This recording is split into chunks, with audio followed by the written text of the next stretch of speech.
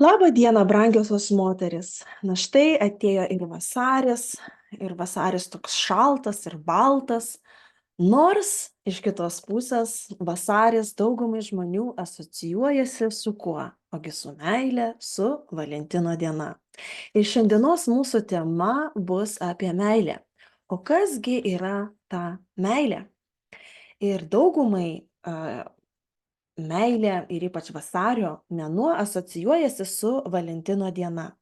Verslininkai skuba mums pasiūlyti įvairių dovanų mylimiesiems, parduotuvės jau raudonuoja nuo širdelių, meškiukų, rožių, saldainių ir panašiai. Galbūt mes jau sukame galvą, kaip išreikšti savo meilę antrajai pusiai, ką padovanoti, kur kartu praleisti vakarą. Žmonėms žodis meilė dažniausiai reiškia romantinius jausmus kitam asmeniui. Didelė dalis dainų apdainuoja meilę, populiariausi filmai ir knygos yra apie meilę. Daugelis meno kūrinių vienokia ar kitokia forma siekia apibūdinti meilę. Pastaraisiais laikais meilė įgauna kitokią formą ir funkciją. Meilė yra išaukštinama. Ji tapo tarsi religija, ideologija, kuriai turi paklusti ir tarnauti visi. Eskaluojama, kad mes turime mylėti visus ir viską, pritarti visokioms žmonių iliuzijoms ar nuodėmėms, nes tai juk yra meilė, o meilei nėra ribų.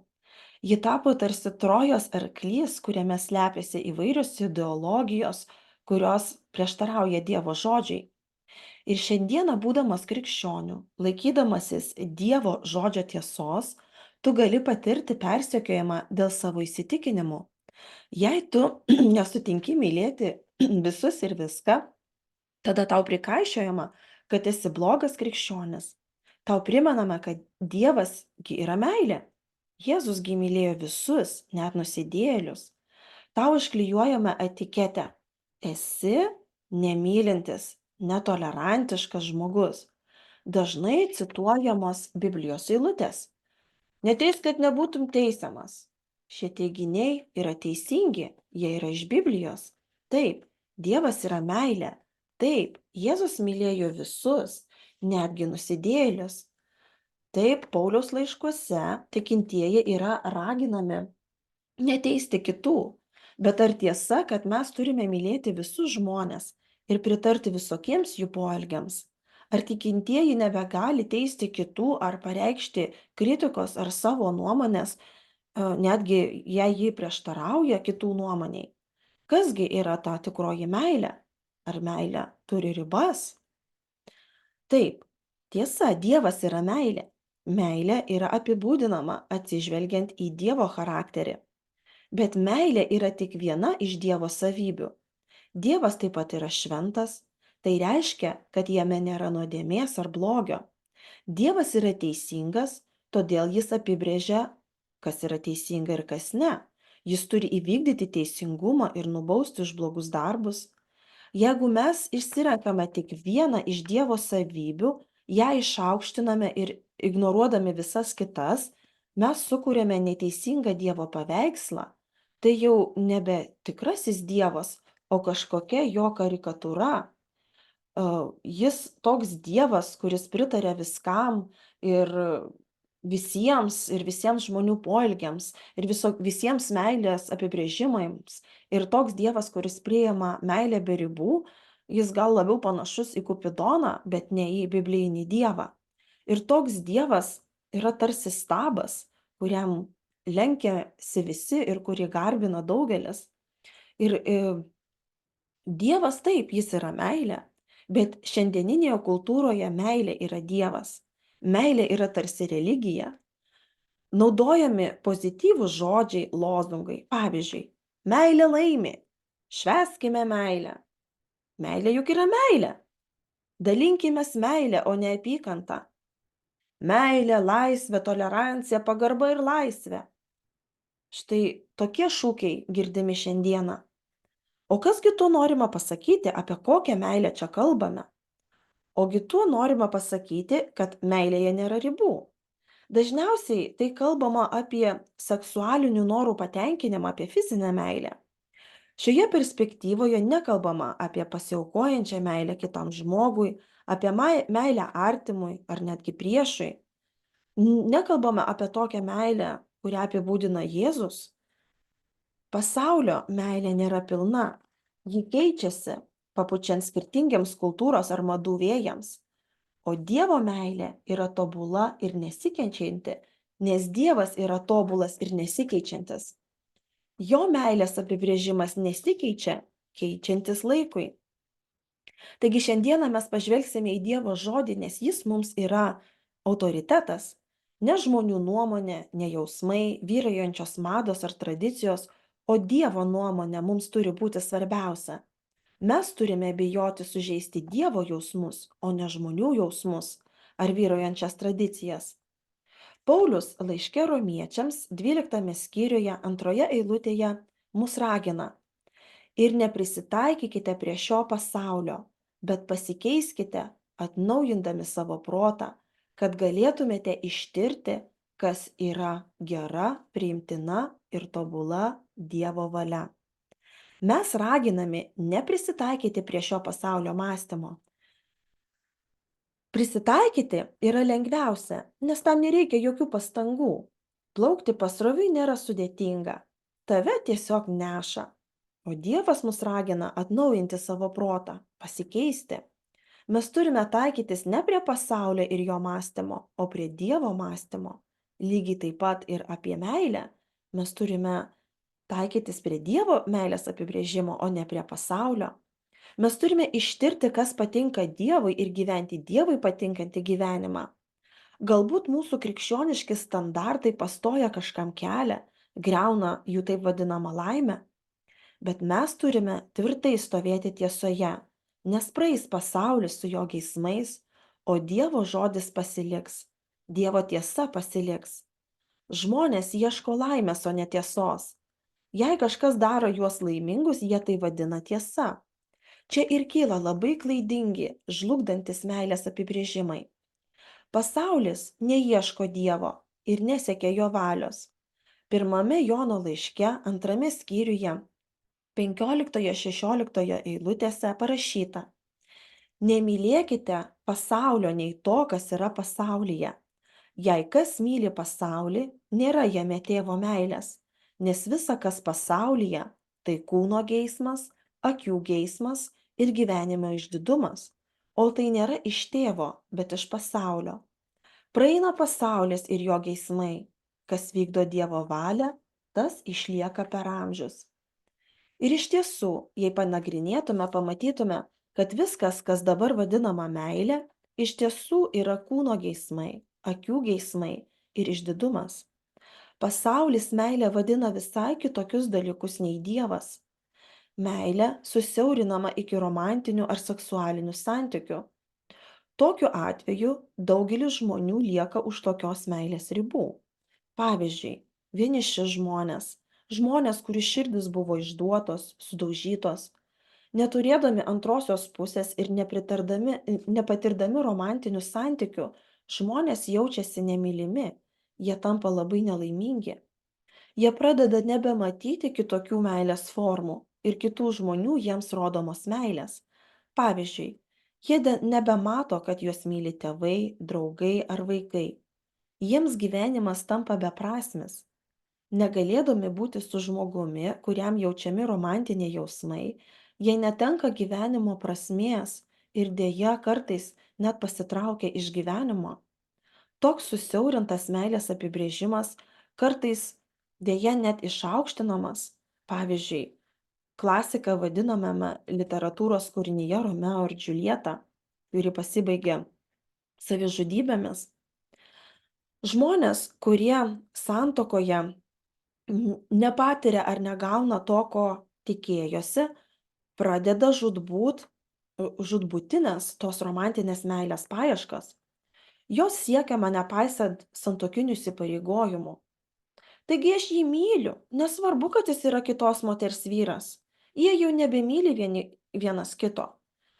O mes mylime vienas kitą, mes esame laimingi, aš padarysiu jį laimingą. Arba mes skiriamės, nes mes nebemylime vienas kito. Mes nejaučiame vienas kitam to, ką jautėme iki santuokos. Mūsų meilė išblėso. Mes tiesiog nusprendėme eiti skirtingais keliais ir ieškoti laimės su kitais žmonėmis. Jeigu meilė apibrėžiama tik kaip romantiniai santykiai, žinoma, kad susituokus, pradėjus šeimyninį gyvenimą, atsiradus vaikams, bemiegiams naktims, finansiniams įsipareigojimams, ligai, kur reikia pasiaukojimo, atsidavimo, įsipareigojimų laikomosi ir varge, ir džiaugsme, ir sveikatoje, ir lygoje, iki kol mirtis mus išskirs. O dabar iki kol romantinių santykių pabaiga mus išskirs. Tai yra savanaudiška. Tai yra mm, žvelgimas tik į save, bet ne į kitą. Ir dažnai atsitinka, kad kol vienas sutuoktinis ant savo pečių neša visas šeimos pareigas, kitas, turėdamas daugiau energijos ir laiko pasvajoti apie romantinius santykius, pradeda jų ieškoti kažkur už santuokos ribų, su kitu asmeniu, kuris taip pat turi mažiau įsipareigojimų, laisvo laiko, energijos. Ir taip pasibaigia visi šeimyniniai santuokiniai įsipareigojimai. Atsiranda įvairūs romanai ir meilės trikampiai, kurie skaudina daugelį žmonių ir griauna. O kiti iš viso neplanuoja tuoktis. Jie nenori pririšti savęs santuokiniais įžadais. Jie palieka santykių duris atviras, kad tuo atveju, kai romantika išgaruos, būtų galima labai lengvai pro jas išeiti. Taigi toks iškreiptas iki romantinių ir seksualinių santykių susiaurintas meilės apibrėžimas neatneša meilės niekam. Tokia meilė galima pasidžiaugti tik laikinai. Tokia meilė yra sąlyginė. Tokioje meilėje nei vienas negali jaustis laisvas ar saugus, nes labai greitai antroji pusė pastebės, kad tu nesi tobulas, kad tu nesi ta diva, kaip dievaitė, kurią prieš keletą mėnesių taip matė tave tas žmogus. Euforijos sparnai pakelia aukštyn greitai, bet padebesiuose laiko dėja neilgai. Ir kai vėl nusileidžiam ant žemės į realų pasaulį su realiais, netobulais žmonėmis, romantikos sekėjams lieka tik kelios galimybės: pasinerti į nesibaigiančias meilės paieškas, nuolat keičiant partnerius, įsisukti į kietą kiautą ir neprisileisti prie savęs nieko ir taip tapti labai nelaimingu žmogumi, arba nuolat bandyti įtikti savo partneriui, gyvenant baimėje pasirodyti netobulu arba pasirodyti toks, koks tu esi. Yra labai didelis skirtumas tarp to, kaip meilę apibūdina dabartinė visuomenė ir kultūra, ir kaip Dievas apibūdina meilę. Biblijoje naudojami bent 4 skirtingi žodžiai apibūdinti meiliai. Ir pirmasis žodis, kurį mes paliesime, tai yra filija. Ir filija tai stipri arba filėja, tai stipri, tvirta draugystė. Ir mes skaitome apie tokią draugystę Senajame testamente, Rūtos istorijoje, kai ji, būdama našlė, pasiryžo sekti savo Anytą į svetimą šalį, jai svetimą šalį. Ji pasiryžo sekti savo Anytos dievu ir keliauti kartu su ja, rūpintis ją, ir jinai tai ir darė. Ir šita istorija pasibaigė labai gražiai. Taip pat matome Dovydo ir Jonatano pavyzdį, jų draugystę, kai jie buvo vienas kitam labai atsidavę, buvo pasiruošę aukoti vienas dėl kito gyvybę. Ir jeigu tu šiandieną turi gerų, ištikimų draugų, tu esi mylima, tai irgi yra meilė. Ir mes kiekvienas galime priimti tokią meilę ir netgi duoti kitam tokią meilę. Kitas žodis naudojamas Biblijoje, graikų kalboje, yra storge. Tai meilė šeimos nariui. Šis žodis naudojamas apibūdinti meilę tarp šeimos narių. Tai meilė tėvams, meilė vaikams, seneliams ar kitiems giminaičiams. Ir jeigu tu šiandieną turi šeimą, kuri tave myli, tavimi rūpinasi, tu esi mylima ir tu gali duoti tokią meilę kitiems šeimos nariams. Ir tai irgi yra meilė. Nebūkime tokio siauro supratimo apie meilę. meilė yra daug plačiau negu tik tai romantiniai santykiai. Kitas žodis naudojamas meilė apibūdinti yra eros. Tai yra fizinė meilė arba seksualinis potraukis. Tai meilės rūšis apimanti aistrą, geismą ir romantiką. Tai meilė jaučiama tarp įsimylėjėlių. Tai jausminga meilė tarp žmonių, kurie vienas kitą seksualiai traukia. Apie tokią meilę rašoma Senajame testamente, pavyzdžiui, Giesmių giesmėje. Ši meilės rūšis yra Dievo sukurta, ji yra labai graži ir turi savo vietą ir laiką žmonių gyvenimuose, bet ji turi aiškiai apibrieštas ribas. Ji skirta vyrui ir žmonai džiaugtis santuokos ribose. Ji tarsi ugnis. Santuokoje tarsi židinyje ji šildo, suteikia santykiams jaukumo, šilumos ir grožio, o už santuokos ribų, tarsi už židinio ribų, ji griaunanti, deginanti, naikinanti. Erotinę meilę už santuokos ribų Dievas vadina nuodėme. Jeigu tokie santykiai praktikuojami nesusituokusių žmonių, ši nuodėmė vadinama paleistuvavimu, o jei susituokusių svetimavimu. Pirmame laiške Korintiečiams 6 skyriuje 18 eilutėje parašyta: Saugokitės ištvirkimo, bet kokia kita žmogaus daroma nuodėmė nepaliečia kūno, o ištvirkelis nusideda savo kūnui. Hebrajams laiške 13 skyriuje 4 eilutėje parašyta: Tebūna visų gerbiama santuoka ir nesuteptas santuokos patalas, o ištvirkelius ir svetimautojus teis Dievas. Taigi labai aiškios ribos Dievo apibrėžtos tai eros meiliai, kuri dabar išaukštinama ir kuri praktikuojama be jokių ribų. Bet pagal Dievą tokia meilė turi ribas. Taigi šie meilės apibrėžimai filija, eros ir storge yra įmanomi ir be Dievo pagalbos. Žmonės, kurie nepažįsta Dievo, gali mylėti, nes kiekvienas žmogus yra sukurtas pagal Dievo atvaizdą ir panašumą. Dievas yra meilė, todėl jo kūriniai žmonės gali mylėti.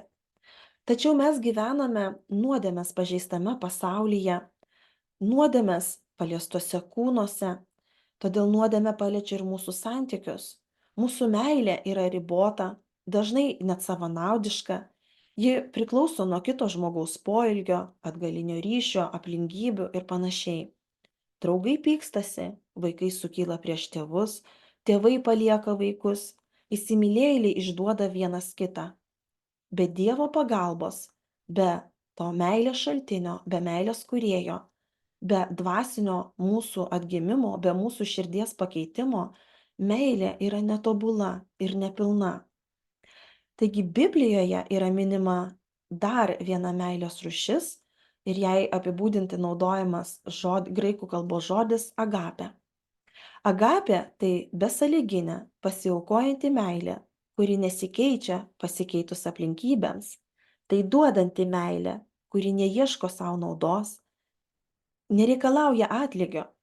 Ši meilė tokia didi, jo gali būti duota žmogui, kuris nevertas tos meilės, arba kurį labai sunku mylėti. Ši meilė gali būti duota netgi priešui, arba žmogui, kuris tau niekada negali duoti jokio atsako, kaip, pavyzdžiui, neįgalus žmogus, kuris galbūt nesupranta daug dalykų šiame pasaulyje. Tai meilė, kuri neišblėsta, net kai ji yra nevertinama ar atmetama. Agapė meilė myli ir duoda, nes ji nori tai daryti. Ji duoda, nes myli, o nemyli, nes kažką iš to gauna. Nuodėmingas, savanaudis žmogus neturi savyje tokios meilės. Todėl Dievas pirmasis pademonstruoja ir duoda tokią meilę žmogui. Pirmame Jono laiške 4 skyriuje skaitome: O Dievo meilė, tai yra agapė meilė, pasireiškia mums tuo, jog Dievas atsiuntė į pasaulį savo viengimį sūnų, kad gyventume per jį. Meilė ne tai, jog mes pamilome Dievą, bet kad jis mus pamilo ir atsiuntė savo sūnų kaip permaldavimą už mūsų nuodėmes. Mylimieji, jei Dievas mus taip pamilo, tai ir mes turime mylėti vieni kitus. Dievo meilė mums apibūdinama ne pagal mūsų meilę jam, ne pagal tai, ką mes dėl jo padarėme, bet pagal jo meilę mums, pagal tai, ką jis dėl mūsų padarė. Jis pats pasiaukojo, jis atsiuntė mums savo mylimą sūnų, kuris prisiėmė bausmę už mūsų nusikaltimus. Jis atėjo duoti mums gyvenimą. Per jį mes turime gyvenimą. Tobula meilė atėjo pas netobulus žmones ir pasiaukojo tam, kad mes taptume tobuli jo meilėje. Dievo meilėje mes randame pilnatvę. Mes pagaliau randame tai, ko mums visada trūko, ko ieškojome visą gyvenimą, galbūt netinkamose vietose, ar tikėjomės to iš tokių pat netobulų žmonių kaip ir mes. Kai suvokiame, kad Dievas mus myli, kad jo meilė mums nesvyruoja ir nesikeičia, mes galime jaustis laimingi nepaisant to, ar šiandieną turime mylimą žmogų šalia ar ne. Tada mūsų laimė nepriklauso nei nuo aplinkybių, nei nuo kitų žmonių.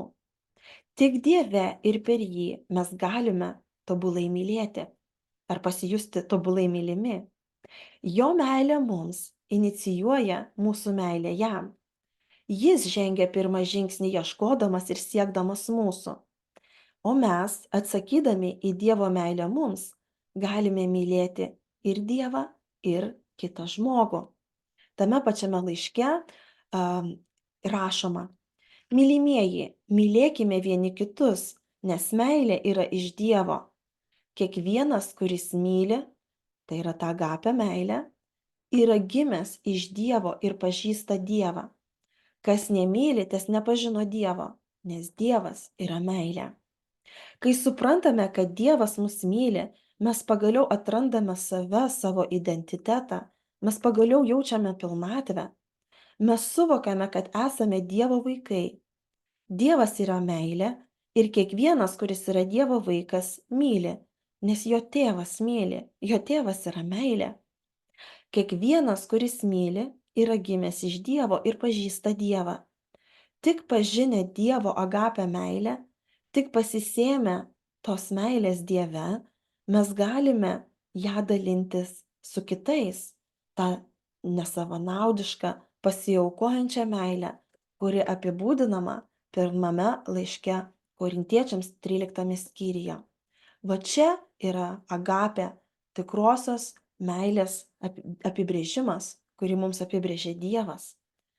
Meilė kantri ir maloni, meilė nepavydi, meilė nesigiria ir neišpuiksta. Ji nesielgia nepadoriai, neieško savo naudos, nesusierzina, nemąsto piktai, nesidžiaugia neteisybę, džiaugiasi tiesa, visa pakenčia, visa tiki, viskuo viliasi ir visa ištveria. Meilė niekada nesibaigia. Nes Dievas niekada nesibaigia, Dievas yra amžinas ir tą agapę meilę, kurią jisai duoda žmogui ir kurios mes galime pasisemti iš jo, ji niekada nesibaigs ir ji visada bus labai vertinga. Ir ši meilė nėra savanaudiška, nukreipta į mūsų naudą, bet ji yra nukreipta į kito žmogaus naudą. Ir tik Dieve mes sugebame mylėti kantriai ir maloniai, nesigirti, neišpulkti, neieškoti savo naudos, nesielgti nepadoriai, nemąstyti piktai. Tik tai su Dievo pagalba ir pasisėmę tos agapės meilės mes galime viską pakęsti, viskuo tikėti ir viltis ir viską ištverti. Taigi, mielosios moteris, žvelkime į meilę daug plačiau, o visų pirma žvelkime į meilę šaltinį, tai yra Dievą. Pasisemkime iš jo tos agapė, amžinosios meilės, kad pačios pajustume pilnatvę, kad pačios pasijustume laisvę ir pilnatvę ir kad galėtume prisisėmę tos nuostabios meilės ją dalinti kitiem. Ir tik tokia meilė, ji keičia pasaulį, ji keičia visų pirma mus ir keičia žmonės, kurie yra aplinkui mus. Taigi semkimės iš to neišsenkančio meilės šaltinio ir dalinkimės šitą meilę su kitais. Nesvarbu, kas yra šalia tavęs, ar tai kaimynas, ar tai draugas, ar bendradarbis, ar šeimos narys, o gal netgi priešas, kuris nori tau pakenkti. Taigi, brangiosios, būkite mylimos ir mylėkite, nes meilė yra iš Dievo. Sudie.